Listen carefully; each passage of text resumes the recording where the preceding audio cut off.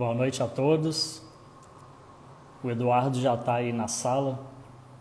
Edu, me manda o convite para participar da live. Boa noite a todos.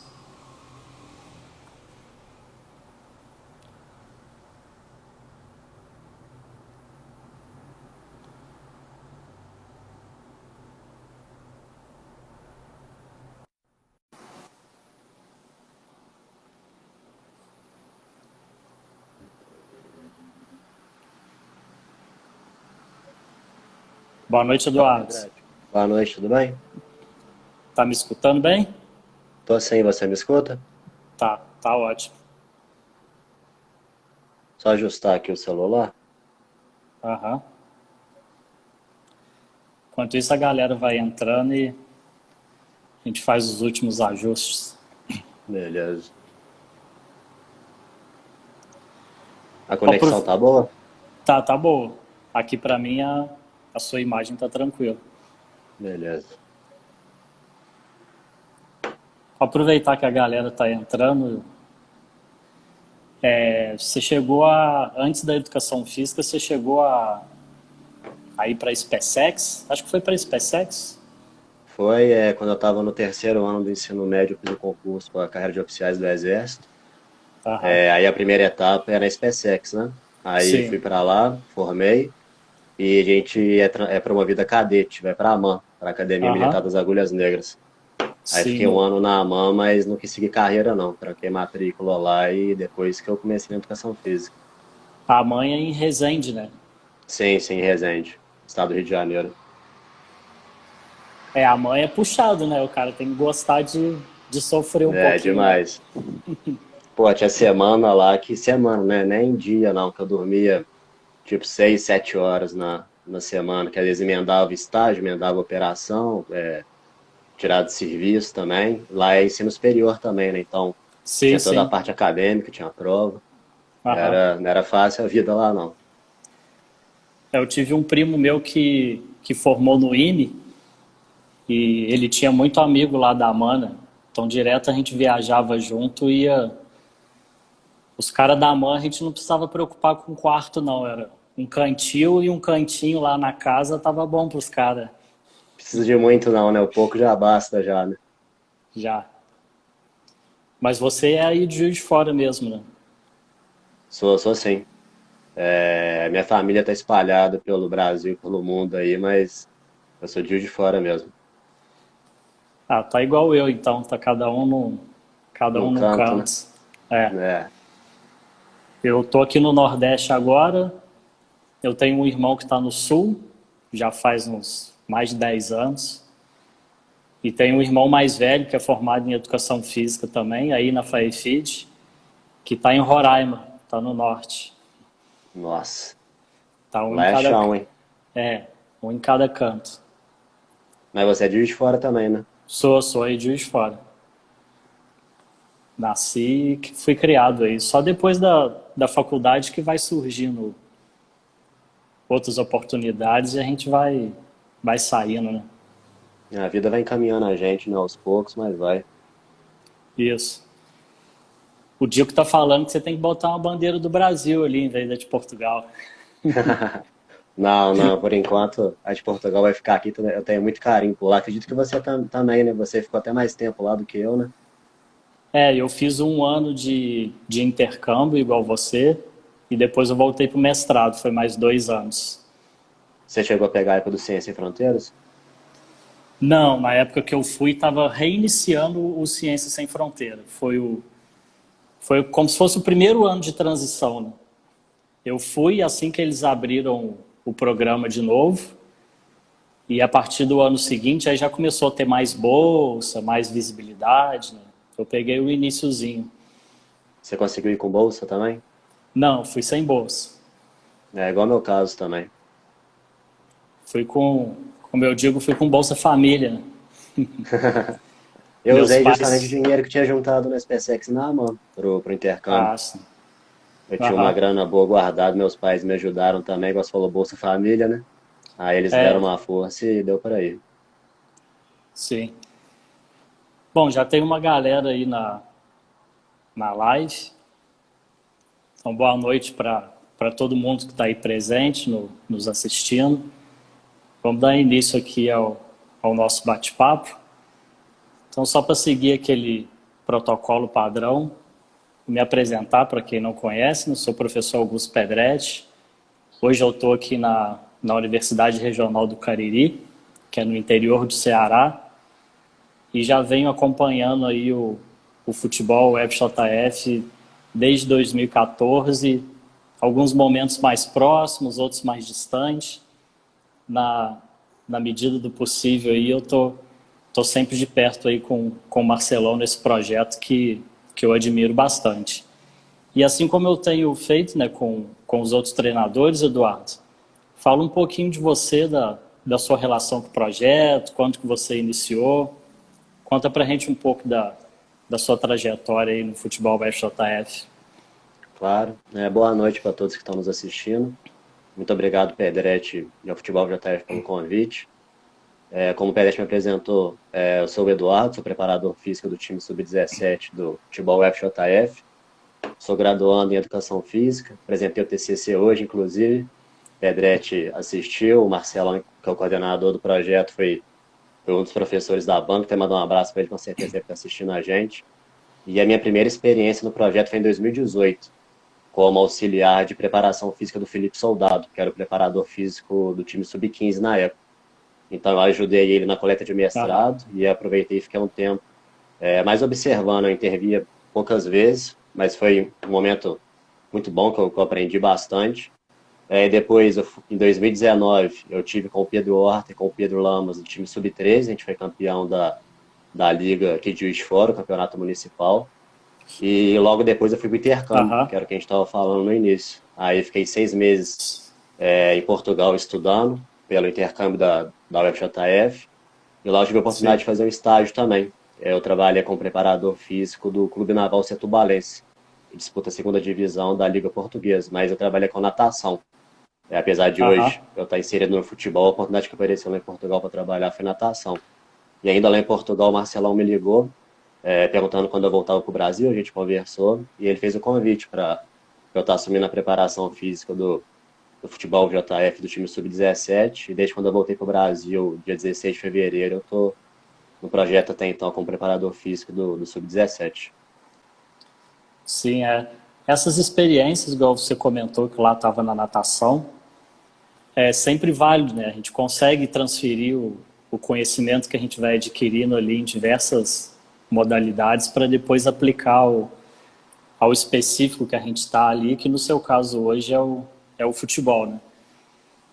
E com certeza. Vou aproveitar aqui a sua fala de te dar os parabéns pela sua apresentação do TCC hoje. E a partir de hoje já é o professor Eduardo, já não é graduando mais. Ainda falta a colação de grau e a formatura, né? Acredito que não vai ter tão cedo por causa da situação que a gente está vivendo, mas o curso mesmo tá concluído, graças a Deus. E obrigado aí pelas felicitações. Beleza, então a proposta de hoje é a gente conversar aqui um pouco sobre as exigências fisiológicas, né, do jogo, e também falar um pouco do desenvolvimento físico do jovem futebolista, né? Então, nesse primeiro momento, acho que a gente podia falar um pouco da caracterização, né, mais geral do futebol, e também um pouco das diferenças observadas entre o futebol profissional e a base, né? Tendo em vista que o projeto ali da UFJF é do Sub-11 ao Sub-18. Então, você poderia falar um pouco sobre esse contexto para a gente, Eduardo? Claro, com certeza. Então, o futebol é uma modalidade acíclica e intermitente, né? Apesar da predominância do futebol ser aeróbica, devido à duração do jogo e da maior parte do tempo os jogadores estarem percorrendo distâncias em médias e moderadas intensidades, as ações determinantes do futebol são de metabolismo anaeróbio. Então, os sprints, as acelerações, as transições ofensivas e defensivas realizadas em altas velocidades, os saltos, os chutes, são todas ações de alta intensidade, curta duração, que vão ser decisivas para o jogo de futebol. Então, como você comentou em relação às categorias, o tempo de duração vai variar de acordo com a faixa etária, o nível competitivo. Então a gente tem desde o sub-11 e sub-12, que vai de 2 tempos de 20, 2 tempos de 25 minutos, até o sub-17, que tem 2 tempos de 35, avançando até mais no sub-20, sub-18 com 2 de 40 e chega no profissional com 2 tempos de 45. Então todas essas mudanças de tempo, nível competitivo e faixa etária vão influenciar no que a gente for falar sobre o futebol. E como é uma modalidade intermitente e com predominância aeróbica anaeróbica de energia, os jogadores que estão disputando a partida vão ter alterações de frequência cardíaca, alterações de algumas variáveis a nível sanguíneo e muscular, como, por exemplo, o lactato, o glicogênio, o glicerol, a amônia, a creatina quinase. Algumas são mais estudadas, né? Igual, por exemplo, o glicogênio e o lactato. Na literatura é muito pesquisado, nos clubes que têm condição de fazer esse tipo de coleta e tem recurso para essa intervenção, são variáveis que dão informações muito importantes em relação à carga do treino, em relação ao nível de fadiga e recuperação dos jogadores, né? Ajuda as comissões técnicas a controlar melhor a carga de treino e periodizar as sessões de acordo com as demandas que os jogadores têm dentro do calendário competitivo. Então, se as comissões técnicas tiverem esse controle e puder estar estudando essas variáveis, com certeza vão obter informações muito importantes. Aham. E a gente observa alguma mudança de evolução nas exigências físicas ao longo do ano, né? O futebol de antigamente tinha essas mesmas exigências que hoje, ou teve uma evolução nesse perfil? Não, com certeza evoluiu bastante. Foi até um dos trabalhos que a gente discutiu no nosso grupo de estudo, né? Tem um trabalho muito interessante do Michael Bush, que ele fez uma análise da Premier League de 2006, 2007 até 2013, ou seja, 7 temporadas. Então ele observou que nesse tempo as distâncias percorridas aumentaram muito, o número de sprints, o número de acelerações aumentou significativamente, e até mesmo o número de ações em alta intensidade entre as posições, né? Igual ele faz questão de ressaltar, por exemplo, os zagueiros. Teve um aumento de quase 50% no número de acelerações e número de sprints. Então, é aquela visão que a gente tinha, por exemplo, do zagueiro brucutu, só forte, né? Isso já caiu por terra. Se a gente puder ter um zagueiro forte, mas também ágil e veloz, perfeito. Mas o zagueiro já não pode ser mais lento e pesado como era antigamente, não. E além das demandas que aumentaram para as outras posições também, né? A gente tem os laterais, por exemplo, que na literatura mostra que às vezes percorrem distâncias em maiores intensidades, dão mais sprints, dão mais acelerações. Então, essas capacidades físicas e essas demandas entre as posições têm que ser levadas em consideração, com certeza. E até mesmo em relação às métricas da partida, né? Por exemplo, se a gente pegar categorias muito novas, igual do sub-11 e sub-12, os meninos percorrem em média entre 2.500 a 3.000 metros numa partida. Claro que o tempo de duração vai ser bem menor, o campo reduzido também em comparação com as outras categorias. E até mesmo, por exemplo, no sub-15, sub-17, que os jogadores chegam a 7, 8 quilômetros numa partida. E até o profissional, que pode chegar até 12 quilômetros. Claro, por exemplo, no profissional essa exigência física aumentou, ela vai ser passada para as categorias de base numa proporção menor, né? Mas com certeza essa exigência física que aumentou, ela interfere na categoria de base também. E a gente observa uma diferença você comentou agora sobre as metragens, os sprints. Tem alguma diferença nessas características da fase do jogo? Ou a proporção ali é mais ou menos parecida entre o primeiro e segundo tempo, ou o início do jogo e o final do jogo? A gente observa alguma diferença dessas metragens também nas fases do jogo? Claro, com certeza. As metragens e os números de acelerações estão muito relacionados com o esquema tático, o nível competitivo e técnico das equipes e as situações do jogo, como você falou. Então vamos pensar no exemplo de um time que marca em bloco alto, lá em cima pressionando o adversário. Concorda comigo, por esses jogadores estar mais adiantados, eles têm mais chance de sofrerem contra-ataques, por exemplo. Então os defensores vão ter que realizar mais acelerações, mais sprints para recompor a sua posição defensiva. E isso vai gerar um desgaste maior também. A mesma coisa se a gente pensar numa equipe que joga mais recuada procurando um contra-ataque. Os seus meias e seus jogadores ofensivos também vão ter que realizar mais acelerações e mais sprints para pegar a defesa adversária organizado. Então, essa demanda física vai mudar de acordo com a situação do jogo, com certeza. E até mesmo em relação, de novo, com o que a gente comentou anteriormente, com as especificidades das posições. Tem até alguns autores que propõem, por exemplo, trazer essa especificidade do jogo para o treino. Então, por Sim. exemplo, eles comentam muito que os jogadores que estão nos corredores laterais do campo, por exemplo, os laterais, os alas, os pontas, eles realizam mais ações em alta intensidade e mais acelerações. Então, por que não trazer isso para o nosso treino também, por exemplo? Vamos pensar numa sessão de jogo reduzido de 3-3, por exemplo. Por que não Aham. colocar, por exemplo, 3 laterais contra 3 alas, que são jogadores que estão no mesmo corredor do campo e têm as demandas físicas bem próximas, que realizam muitas ações em alta intensidade e grande número de acelerações. Então, tem claro que isso não é uma receita, né? Só uma sugestão dos autores, mas pode ser um estímulo diferente que a gente está aplicando no nosso treino. Sim. E esse seu último comentário relacionado ao modelo do jogo está influenciando nessas distâncias percorridas, mostra também a importância da equipe ali tá sempre conversando, né? O técnico e o preparador físico, né? Para poder ter Sim. uma equivalência do que o preparador físico está fazendo lá no treino, de acordo com aquele modelo de jogo ou aquilo que o treinador vai esperar dos jogadores também, né? Com certeza. A gente até vai falar um pouco mais disso no final, quando a gente fala de densidade do treino.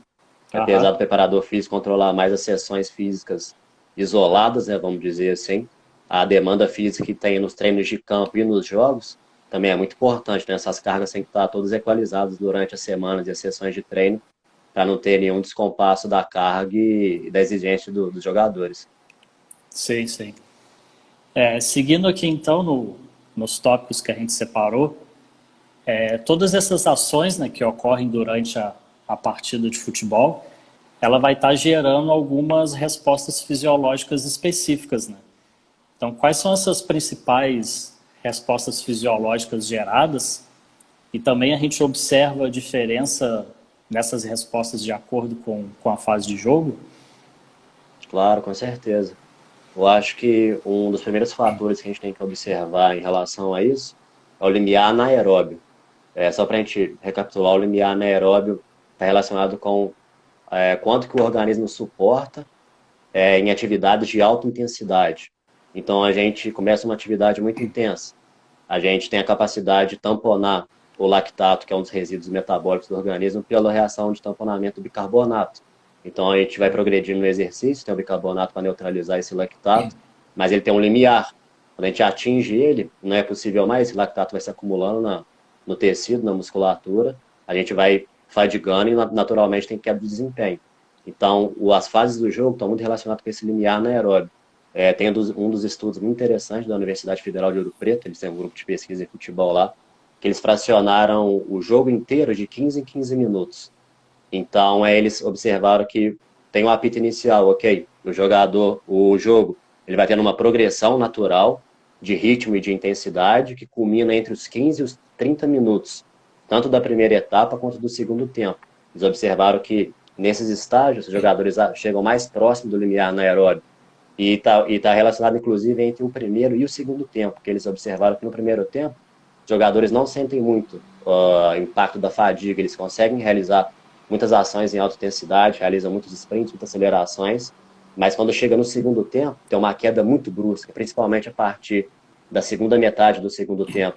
Está justamente relacionado com a perda do limiar anaeróbio, né? Eles Aham. não conseguem mais suportar essas ações em alta intensidade, não tem mais substrato energético para realizar esse recrutamento rápido de fibras, né? Principalmente a fosfocreatina, os canais sensíveis a ATP, não tem mais substrato energético em relação a isso. Então tem uma queda de desempenho natural. E também em relação à frequência cardíaca, né? Que talvez seja uma das variáveis mais estudadas, não só no futebol, mas em todos os desportos.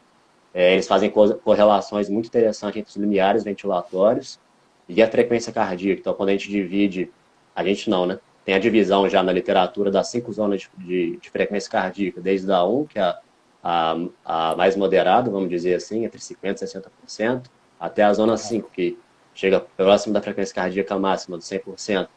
Então, fazendo essa correlação da frequência cardíaca com o jogo, também tem essa queda natural, pelos jogadores não conseguirem atingir mais essas zonas tão intensas. Sim.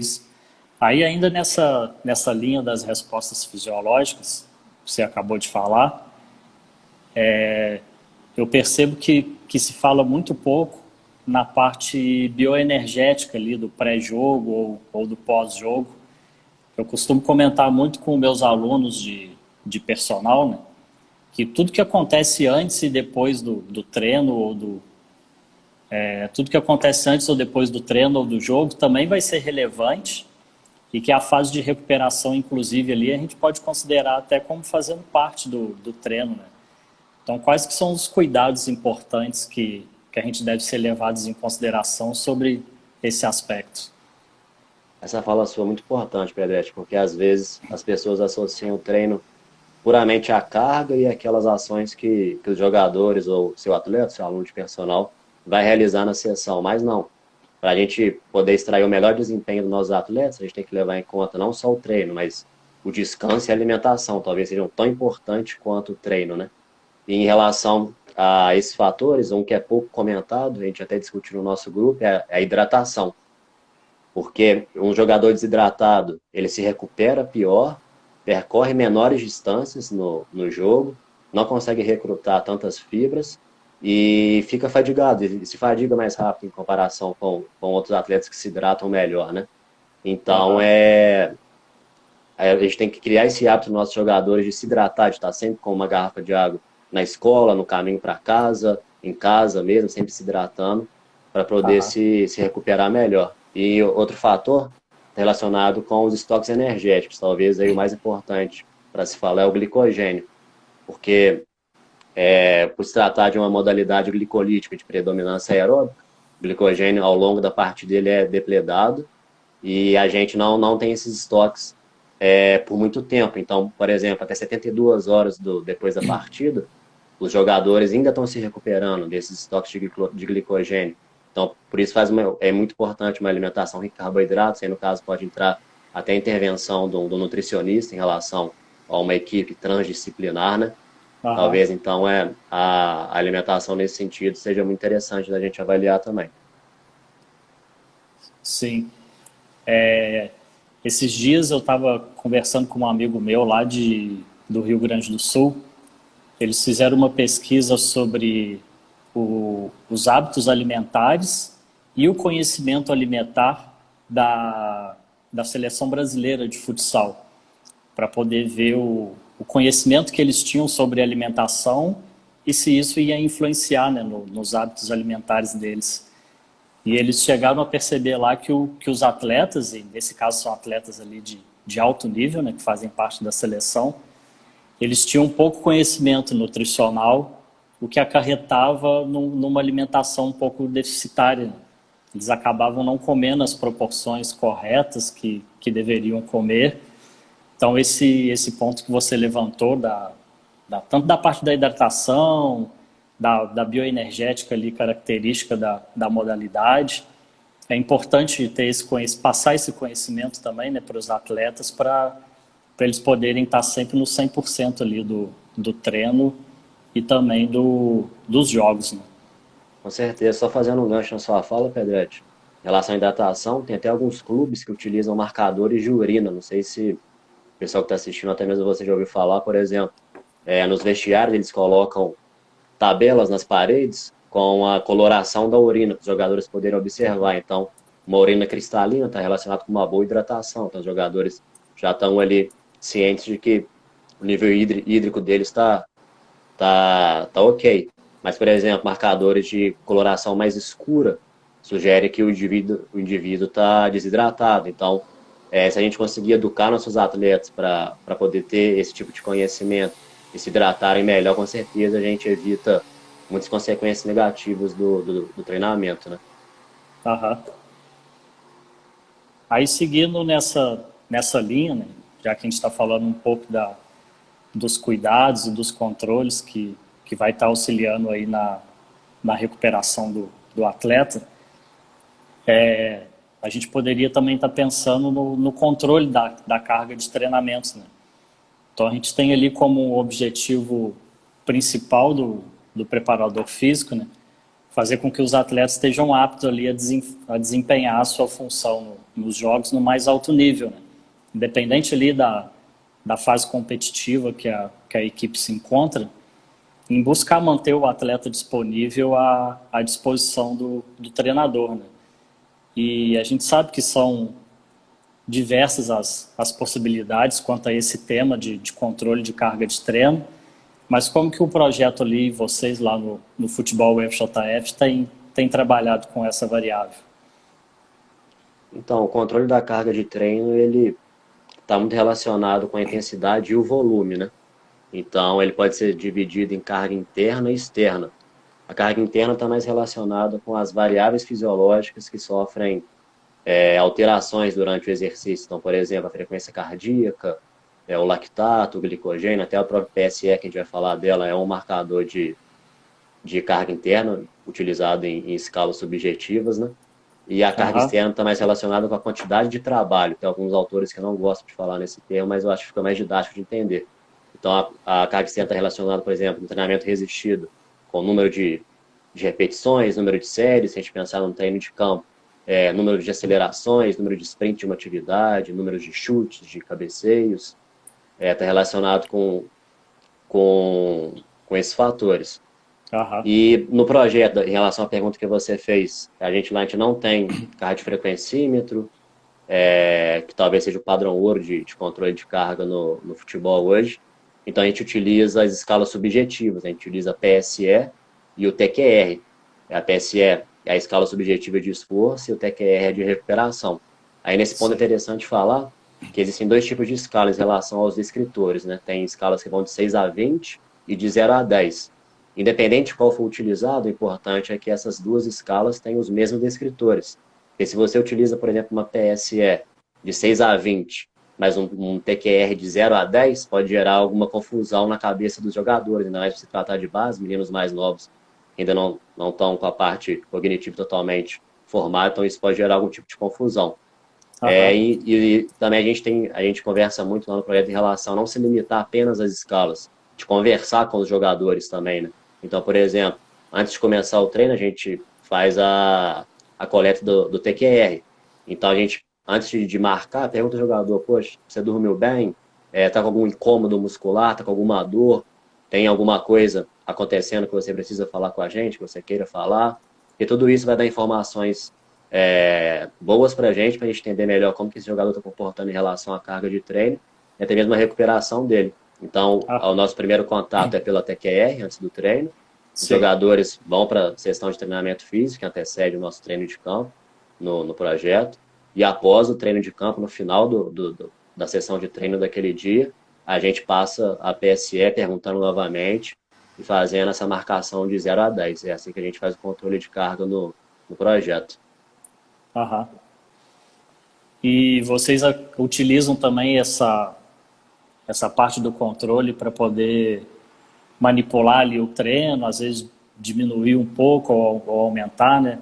Qual a importância também do controle da carga de treino ali para poder fazer esse ajuste no diário do treinamento? Com certeza, está até relacionado também com o que a gente vai falar depois sobre as sessões de treinos semanais, mas dá para fazer uma boa relação aqui, porque a gente geralmente joga aos sábados, né? Então, Aham. as sessões depois dos jogos que são segunda e terça, principalmente segunda, os jogadores ainda não estão totalmente recuperados. Por exemplo, 48 horas depois pode ter jogadores da sua equipe que estão bem recuperados, mas outros só Sim. vão ter o pico de cansaço depois e outros vão se recuperar só 72 horas após. Então, na segunda na segunda-feira especificamente, seja melhor um treino com cargas reduzidas. Aí pode ter até gente que questiona, mas aí será que ele pode fazer musculação, por exemplo? Pode, se a carga estiver equalizada, se trabalhar com cargas reduzidas, treinos mais curtos e com bastante tempo de intervalo entre as atividades, você consegue dar estímulos bons e ao mesmo tempo não atrapalhar a recuperação desses atletas. Então, por exemplo, vamos pensar na nossa sessão de treino físico que antecede ao treino de campo. Se a gente fizer na academia treinos com cargas entre 40% e 50% de VRM no máximo, pode ser compatível com o treino de segunda-feira após uma partida no sábado, entendeu? Então, Aham. essas informações da PSA e da TQR ao longo da semana, dá informações importantes para a gente, como a gente vai realizar a carga de treino naquela sessão. Sim. Aproveitando que você chegou a comentar já dos jogos reduzidos, da densidade do treino, né? A gente vê muito, já nos últimos anos, né? Acho que de alguns conceitos que foram introduzidos no futebol, a gente vê muito utilizar os jogos reduzidos, né? Porém, tem alguns conceitos, como você comentou agora, da densidade do treino, que é pouco discutido em alguns cursos e algumas lives, né?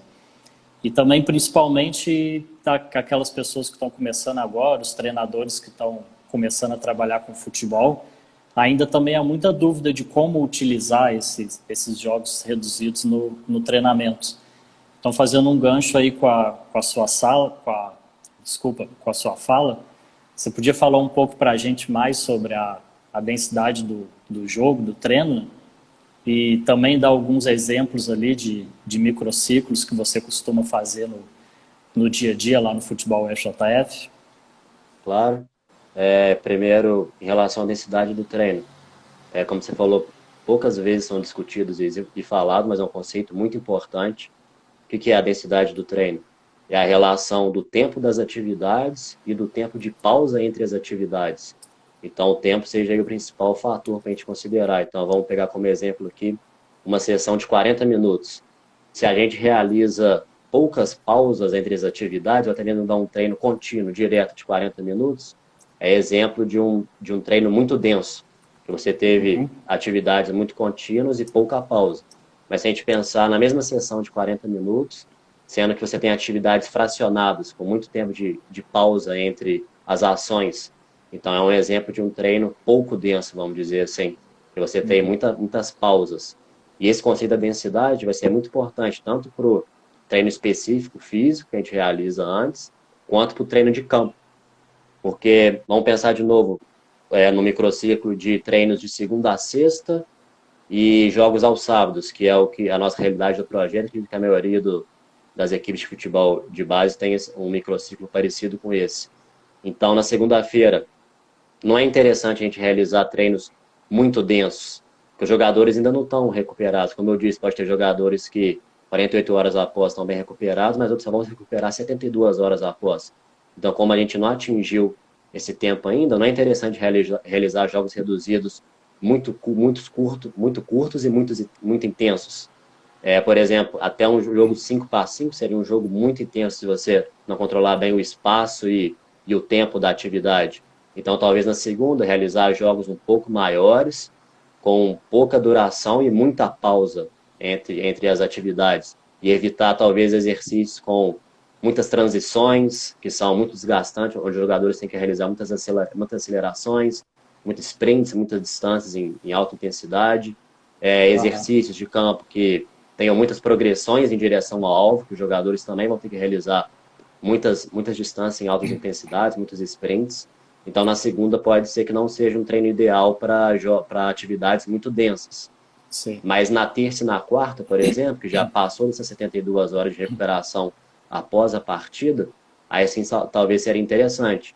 Porque aí a gente pode colocar uma carga maior de treino, jogos mais densos no treino de campo, e também vai permitir que nos dias seguintes, até na sexta-feira, os jogadores se recuperem, vai ter tempo para isso. Então você vai dosando a carga, vai descendo de novo, até chegar na sexta, que é o último dia de treino que antecede a próxima partida, que a gente está botando um exemplo aqui que seria sábado. Então, na quinta e na sexta, a densidade já tem que cair bastante, tem que ser treinos poucos densos de campo, vamos dizer assim, com pausas maiores, jogos maiores que não tenham tantas transições e progressões. Talvez sejam medidas interessantes para trabalhar. Inclusive, nesse sentido, um dos autores que propõe um desses métodos é o professor Rodrigo Leitão, né, que a gente até discutiu o fluxograma de exemplo de treino dele. Claro que é uma sugestão, não é uma receita para seguir, não tem uma fórmula mágica, até porque o futebol é muito imprevisível, mas pode ser uma das sugestões que a gente tem. Mas aí não cabe só a mim como preparador físico, isso daí é uma decisão da comissão técnica, né? Eu consigo controlar e programar melhor as sessões de treino físico específico, mas aí cabe ao treinador e os auxiliares, junto com a comissão técnica como um todo, planejar essas atividades, conversarem junto, decidir bem, para chegar no melhor programa de treino possível que atende as necessidades daqueles atletas. Sim. Eu vou aproveitar e deixar aberto para quem está nos assistindo, se quiser fazer alguma pergunta para o Eduardo, tirar alguma dúvida, se tiver alguma reflexão aí do próprio dia a dia, às vezes tem algum treinador também nos assistindo aí, se quiser fazer algum comentário, fiquem à vontade. Então, enquanto a gente aguarda ali, se alguém quiser perguntar alguma coisa, eu vou aproveitar e tirar uma dúvida contigo, né, nesse momento de pandemia que a gente está enfrentando agora. A gente viu que muitas equipes profissionais tiveram que estar se virando ali com as atividades remotas para trabalhar com as equipes, né? Eu lembro que vocês fizeram um trabalho inicial com a equipe sub-17 remoto. Não sei se vocês continuaram ainda até agora, né? Como é que está sendo essa relação da preparação física ali junto com a equipe sub-17, que é aquela que você está mais à frente hoje, né? Sim, foi um desafio muito grande que a gente não esperava por isso e foi uma situação que ninguém nunca passou, né? Então, lá em março, quando a gente suspendeu as atividades, a gente não sabia quando retornaria, então eu comecei a fazer sessões de 3 semanas de treino, com sessões de segunda a sábado, 6 sessões semanais, que a cada 3 semanas eu atualizava esses programas de treino, tanto em relação a mudar os exercícios, mudar o tempo de duração, o tempo de pausa, o estímulo das corridas também, né? Porque eu coloquei estímulos de corridas para eles fazerem, porque eles já não estavam treinando mais, não tinham o estímulo natural da corrida de jogo. Então, coloquei esse estímulo de corrida separado em cada ficha diária dos atletas. E o tempo foi passando, né? A gente entrou em abril, maio, nenhuma previsão de volta. E a gente Sim. reuniu com a comissão do Sub-17 e falamos, a gente tem que fazer algo diferente, senão vai ficar muito motivante, os meninos não vão cumprir e não vai dar certo esse tipo de treino. Então, o que a gente fez nesse sentido, agradecer muito a comissão do Sub-17, me deu uma força muito boa, foi uma ação de todos eles, partiu de todos os integrantes da comissão do Sub-17. A gente entrou em contato, um por um, com os atletas do Sub-17. Cada menino a gente mandava mensagem, entrava em contato, perguntava o que eles tinham disponível de material e de espaço. Então, por exemplo, tinham meninos que tinham um quintal mais amplo, tinha bola com escadinha de agilidade, tinha cones. Então, a gente montou treino técnicos, bem simples, né? Mas analíticos, vamos dizer assim, que não tinham muita complexidade de situações do jogo, era mais exercícios coordenativos, de mudança de direção, condução de bola, algo mais simples assim. E junto com os materiais que eles tinham, por exemplo, uns tinham halter, outros tinham mesa de supino em casa, tinha TRX, tinha o Bozu, bola suíça. Então, o que eles tinham de material que a gente podia trabalhar a parte física separada e dar alguns estímulos de força, a gente também montou treinos específicos para todos eles. Então, a gente fez esse planejamento mais nessa reta final da quarentena até hoje. Eles estão realizando esse último programa de treino que a gente montou para eles. Sim. Aproveitando até a sua fala também do treinamento de força, durante muito tempo sempre teve essa questão, né, se o treinamento de força era importante ou não era importante, se faz parte da preparação física, se ela ajuda no desempenho ou só se está mais relacionado à lesão. O projeto lá, ele tem realizado também o treinos em academia ou é mais focado no campo? Como é que vocês têm trabalhado lá? Até o Sub-14, a gente não tem o treino de academia com cargas tanto de equipamentos quanto peso livre. Geralmente são exercícios mais coordenativos, de consciência corporal, uma adaptação ao treino neuromuscular, vamos dizer assim. Sendo que o Sub-14 é a nossa categoria de transição, né? Entre o treino corporal e o treino com cargas de treinamento resistido mesmo. Quando chega no Sub-15, eles realizam já o treinamento físico de academia separado. Então, a gente faz sim, a gente faz treino em máquinas, faz treino com equipamento livre, faz treino proprioceptivo, faz pliometria. E são sempre sessões físicas que antecedem o treino de campo, né? Porque apesar do próprio jogo ter estímulos de força, de potência, de resistência, não são estímulos tão duradouros a nível neuromuscular para gerar adaptação. Então a gente precisa gerar esses estímulos no treino de força específico. E nesse sentido, a gente, para complementar esse treino de força e até ser um preventivo de lesão e trabalhar músculos estabilizadores, a gente entrou com o protocolo do FIFA 11+, né? São Aham. exercícios muito interessantes, inclusive os meninos menores realizam até programas de exercícios coordenativos. Então a gente está caminhando numa direção muito boa, eu diria assim, em relação à preparação física no projeto. Sim. Aí até, às vezes, quem está assistindo não conhece o FIFA 11+, né? Ele é um programa que foi desenvolvido pela FIFA prioritariamente para poder evitar lesões, né? E tem disponível lá no site da FIFA em inglês, em português e em espanhol, se não me engano. Então, quem tiver o interesse de dar uma olhadinha lá, é só digitar no Google, que vai estar disponibilizado no site lá da FMARC. E é um programa bem interessante. E muito E, completo também, né, Pedretti? Muito variado.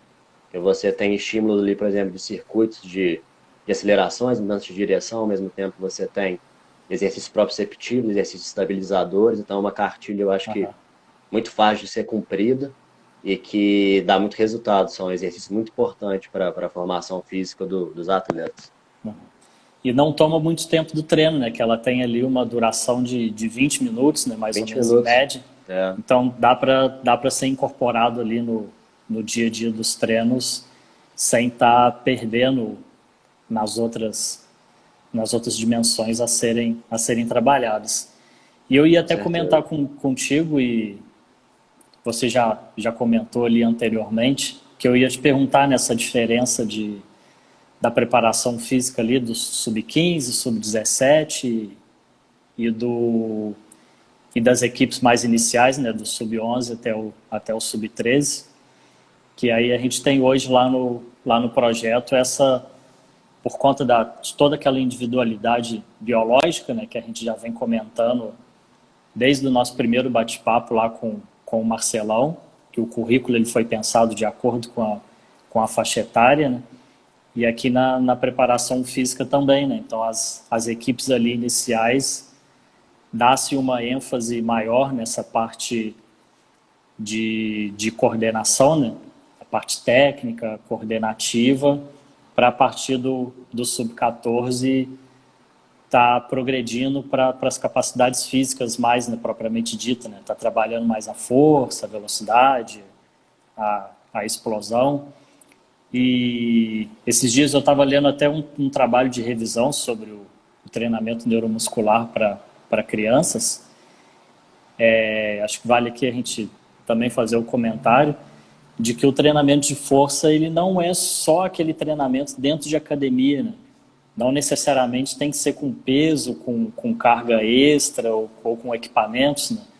Então a gente está montando circuitos que com o próprio peso corporal, né, que é o que a gente tem feito lá bastante com a categoria sub-11 e sub-13, a gente já consegue dar uns estímulos iniciais, né, para essas faixas etárias mais novas, sem estar prejudicando a individualidade ali biológica deles, né? Com certeza. E até uma forma de realizar iniciação esportiva, né, nessas categorias iniciais, porque apesar de, como você comentou, não realizar um treino tão específico e com cargas maiores e equipamentos, a gente já tem um estímulo ali inicial para fazer adaptação neuromuscular, para iniciar Aham. essas crianças ao treinamento coordenativo e aos demais exercícios do desporto. Então, é uma metodologia muito interessante que vale muito a pena a gente estudar e conhecer melhor sobre ela. Tem alguns autores recentemente, né, principalmente alguns autores de um grupo que trabalham muito com esporte e criança dos Estados Unidos, que eles têm encontrado também muita evidência nesse trabalho neuromuscular com o próprio peso do corpo, né, nessas categorias iniciais ali de 11 a 13 anos, com a parte cognitiva. Eles têm observado que esse estímulo respeitando a individualidade biológica desde cedo, vai estar também priorizando a parte de desenvolvimento cerebral, né, da massa cinza, que vai estar ali relacionada depois também com essa parte da inteligência do jogo, né? E o futebol FJF ali desde o início dá muita ênfase a essa questão do jogador inteligente, né? O jogador criativo, inteligente. Então a gente vai ali somando e agregando as evidências mais novas ao que está proposto no currículo do projeto, né? Com certeza, e essa sua última fala muito interessante, que está até relacionado com o que o próprio Marcelão, coordenador do projeto, gosta de falar muito. Apesar da dimensão física, muitas das vezes, talvez de forma errada, ser colocada de forma separada do jogo, não, ela está relacionada com as demais dimensões, porque para você realizar uma ação motora, você tem que responder uma ação cognitiva, primeiramente. Então, todas as dimensões estão segmentadas, estão juntas, tanto a física, a técnica, a tática e psicológica, elas têm que estar bem segmentadas e andar juntos, para a gente poder extrair o melhor desempenho dos nossos atletas, né? Sim. Bom, acho que não tem ninguém está fazendo não tem nenhuma dúvida, alguma questão a levantar. Não sei se você quer trazer alguma coisa a mais, alguma fala a mais. O que eu tinha planejado aqui para te perguntar, eu já te perguntei. Acho que a gente passou por todos os pontos, falamos de forma bem geral sobre a dimensão física, sobre a, a fisiologia do futebol, vamos dizer assim. Acho que Aham. por mim tá fechado. Se alguém tiver alguma questão para levantar, alguma dúvida, estou à disposição. Tá, então caso alguém não faça nenhuma pergunta ali, eu aproveitar e te agradecer por ter aceitado o convite de estar aqui batendo um papo sobre a preparação física no futebol. Então, te agradecer em nome ali de todo o projeto da UFJF, te parabenizar mais uma vez, né, pela conclusão de curso. Agora é um novo ciclo que se inicia, né? E o trabalho bem legal que vocês têm fazendo ali na equipe sub-15 e sub-17, no projeto todo como um todo, né? Mas aproveitando que você está ali na frente do sub-17 no trabalho que tem sido feito no Campeonato Mineiro. Então, obrigado aí por esse bate-papo e a gente vai encerrando aqui, então. Eu te agradeço, Pedretti. Muito obrigado pelo convite, estar falando um pouco sobre o nosso trabalho junto ao futebol FJF. Agradecer todos os professores integrantes do projeto também. Agradecer ao Marcelão, ao Tadeu, que estão mais à frente coordenando o projeto. Agradecer a todo mundo. E agradecer a você novamente pelo nosso bate-papo hoje. Muito obrigado. E agradecer a todos que estão nos assistindo também, né? Com certeza. Sim, e deixar registrado que essa live vai estar disponível lá no nosso IGTV, no canal.